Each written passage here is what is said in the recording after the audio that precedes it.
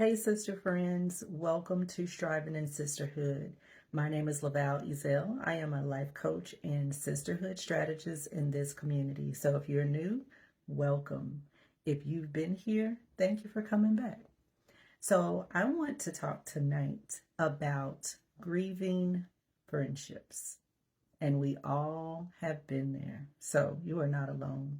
For myself, I've had to grieve childhood friendships that went through my high school years and young adult years, and that friendship ended, um, I'll say about 10 years ago. But I had to grieve that friendship because I worked so hard to try to keep that friendship together over the years, over about, 15, 20 years. And when it failed, I had to grieve it. And so, ladies, I know that we all are going to have to do that. And I just wanted to share some things that I've experienced that we all will have to experience when we're having to grieve a friendship. The first thing that I want to talk about is we have to say, what just happened? Okay? What just happened? My friendship is over? What? I don't understand. We're going to have all those things running through our mind, and we're going to be trying to figure out what's going on, what just happened to us, and why. And sometimes we just have to realize we may never get the actual answer, but it is a journey to actually grieving through this process, and we don't know how long that's going to take. So don't try to put a clock to it. You don't know. So I'm going to encourage you to just go through the journey, go through all of your emotions, and work through it. And I pray that you have a support group that can help you get through this challenging time in your life, because you will need some other support as well. So don't hesitate to ask for help when you need this time to actually process it. So a couple of things that I had to realize, and that we all are going to have to struggle with, is dealing with our emotions. Our emotions are going to be everywhere. You may feel that you you don't know what to do with this new information. It may make you angry. You may be sad. You may feel lonely. You may feel unworthy. All of these things are normal to actually feel. Work through them. Don't ignore any of your emotions. Walk through them step by step. And at the end of the day, we have to decide, how are we going to respond to news like this? Are we going to be immature and petty? Are we going to yell, scream? We might. But make a decision that this is something that you're going to try to be as mature as you can, respecting the other person's wishes. If they're saying that they need space, if they want to take time to themselves to think about it, you may ask why. If they don't want to tell you, respect that. If they need space, try to respect that. And I know that it's a major change and we don't understand. And sometimes the other person gives us an excuse that doesn't make any sense at all, but it's how they feel. And so we have to learn how to process that. So you have to decide, am I going to be petty, or am I going to walk in as much as maturity as I can? Because our emotions can get the best of us, but we have to try to premeditate and make that decision that we are not going to go and take that low road. Okay. The other thing I want you to think about is, what does your life look like after this friendship doesn't exist anymore? We don't know. Depends on what type of friendship that you had with this person.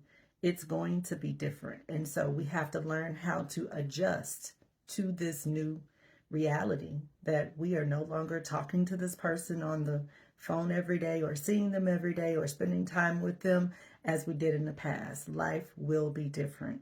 So that's something that we have to learn to process as well. Memories are going to come up of things that you did together, jokes that you had together, times that you spent together, those memories are still going to exist. But one of the things that I would encourage you to do is in that friendship, what was good about it? What were some of the good aspects about it? Keep that at the forefront of your mind so that all of those other negative and difficult emotions won't overtake your mind. So what was good about it? Keep that close and learn from the things that were good and learn from the things that were not good as well. This relationship, even though it's ending, it can be a life lesson. It can be a chance for you to do a self-assessment and really acknowledge what role did you play in this friendship. And you may have been the cause of the friendship dissolving. So if you were, or if you did some things that were not pleasing to the other person, don't try to avoid those things, because this is an opportunity for growth. So just depending on how this relationship ended, do an assessment of that. And maybe the other person, maybe they just can't handle what you have to offer as friendship. It doesn't make you a bad person. It just wasn't a good fit. So we just have to put all of those things into perspective.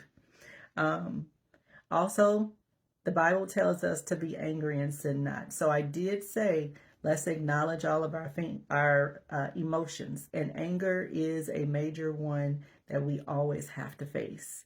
So we can acknowledge that we're angry about something, but trust God, lean on God so that you do not sin in the process of that anger. So that's something that you definitely have to meditate and pray on, to not sin in the process.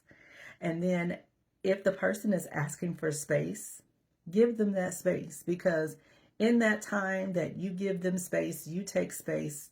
In that time frame, start praying about things, doing self-assessment. If the door opens for you all to have this conversation, there may be an opportunity to recover it or resolve it, and then there may not. And so you still have to face that fact that this relationship is going to dissolve. Okay. Last thing, a couple of last things.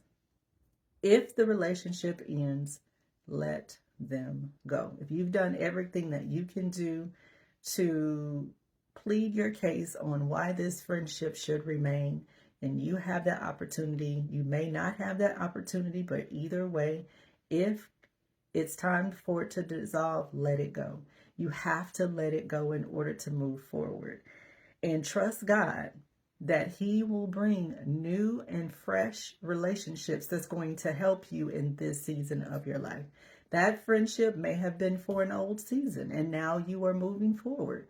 So just trust God that He will bring you new friendships, and understand that you are worthy of friendship. You can be a good friend, but we do have to work at it. So, ladies, this is just a few things that I want you to think about when it comes to grieving a friendship. There's a lot of that goes into it, but at the end of the day, if God takes someone out of your life and you're striving to improve on yourself or improve on your relationship with God, you now need to start praying about who should be my friends, Lord. And in that process, God will start connecting people with you that are going to push you forward into your destiny. And that's what we're looking for. So in Striving in Sisterhood, that is the goal, to start teaching you how to wait on God to connect you with those women that are going to enhance your life and challenge you. And they have strengths where you have weaknesses. That's where those friendships are going to be growing. So if this is a friendship that is ended, God may have another plan. So just accept it and move forward in the process. I am a witness that I let a friendship go, and God has brought so many new friendships into my life that has encouraged me even more than the friendships that I had before. It's taken me to another level because of those new people that God is bringing into my life. So there is hope. There are a lot of people out there that are great friends for you in this season, and you have to trust that. So tonight, I want to just continue to tell you to continue striving in sisterhood. If you are in the middle of this grieving process, I pray that God continues to bless you and encourage you, whether you still need to go through counseling to get through this stage, or to dissect things that you need to work on in being a better communicator and being better in relationships. Do that, okay? So this is going to help you. So ladies, continue to strive in sisterhood. I want to encourage you. Every time I come on here, I want to encourage you that there are things waiting for you out there. You just need to keep going in the journey. All right. Love you, ladies. Bye.